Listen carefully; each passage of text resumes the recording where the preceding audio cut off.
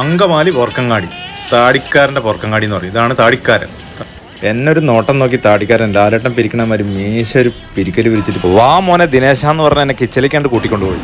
അടുത്ത കട്ട് താടിക്കാരൻ കിച്ചലിലാട്ടാ. കിച്ചൽ നോക്കിയപ്പോൾ താടിക്കാരനാണ് അവിടുത്തെ മെയിൻ ഷെഫ്.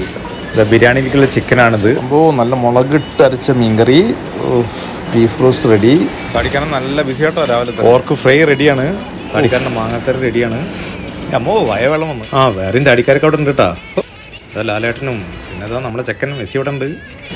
ഫുഡൊക്കെ ഉണ്ടാക്കി വെച്ച് താടിക്കാരെ ഇതാ വരുന്ന പറഞ്ഞൊരു പോക്ക് പോയിട്ട് നമ്മളെപ്പോലെ ഫുഡിന് വെയിറ്റ് ചെയ്യുന്ന ഒരു പോർക്ക് അല്ല ഒരു സുന്ദരി കുട്ടീൻ്റെ കൂടെ നമുക്കൊന്ന് ചോദിച്ചു നോക്കാം ഫുഡിനെ കുറിച്ച്. വരാറുണ്ട്. എന്താണ് ഇവിടുത്തെ നിങ്ങൾക്ക് ഇഷ്ടപ്പെട്ട? പോർക്കും പിന്നെ കുറുക്ക, പിന്നെ അങ്കമാലി മാങ്ങാക്കറിയും. അപ്പൊ ഞങ്ങൾ പാഴ്സലിന് മേടിക്കാൻ വേണ്ടി ഇറങ്ങിയതാണ്. ഇടയ്ക്കിടയ്ക്ക് ഇന്നലെ ഉണ്ടായിരുന്നു, ഇന്നലെ വന്നിട്ടുണ്ടായിരുന്നു.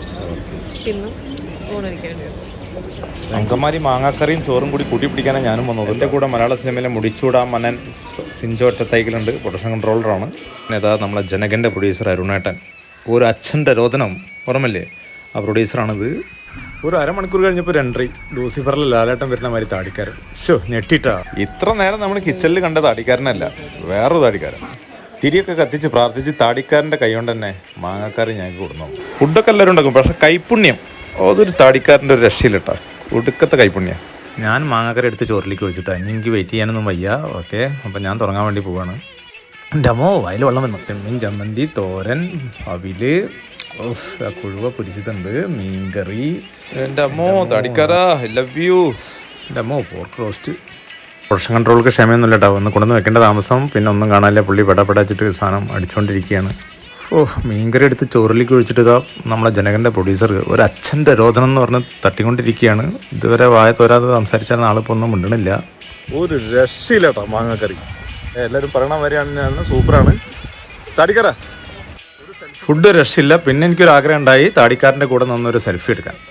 താടിക്കാരനെ വിളിച്ച് കൂടെ നിർത്തിയൊരു സെൽഫി എടുക്കാൻ നോക്കുമ്പോൾ അതാ പുറകെ നിന്നിട്ട് നമ്മളെ സിഞ്ചോ സാർ എത്തി നോക്കുന്നുണ്ട്. അപ്പം പിന്നെ നോക്കിയില്ല, സിഞ്ചോ സാറിനെയും കൂട്ടി ഞങ്ങൾ മൂന്നാളും കൂടി ഒരു സെൽഫിയൊക്കെ എടുത്ത് ഞാനിതാ മാങ്ങാക്കറി കുറച്ച് പാർസൽ വീട്ടിലേക്ക് കൊണ്ടുപോകുന്നുണ്ട് കേട്ടോ. എൻ്റെ ഭാര്യയ്ക്ക് മാങ്ങാക്കറി ഭയങ്കര ഇഷ്ടമാണ്. അപ്പം ഇനി ഒന്നും ആലോചിക്കേണ്ട, വേഗം പോരി അങ്കമാലിയിലെ പോർക്കങ്ങാടിയിലേക്ക് കേട്ടോ. ഒരു രക്ഷയില്ലാത്ത ഫുഡെല്ലാം ഒരു രക്ഷയില്ല കേട്ടോ. ഒടുക്കത്തെ ടേസ്റ്റാണ്. എല്ലാവരും പറയണ മാതിരി തന്നെ പോർക്കങ്ങാടി ഒരു മുതലാണ്. താടിക്കാരൻ്റെ റെസ്റ്റോറൻറ്റ് സൂപ്പറാ, താടിക്കാരൻ സൂപ്പറാ, താടിക്കാരൻ്റെ കൈപ്പുണ്യം അതിലും സൂപ്പറാ. അപ്പോൾ എല്ലാവരും എത്രയും പെട്ടെന്ന് വരാൻ നോക്കുക, അധികം ഒട്ടും മുഴുകണ്ട. Okay bye.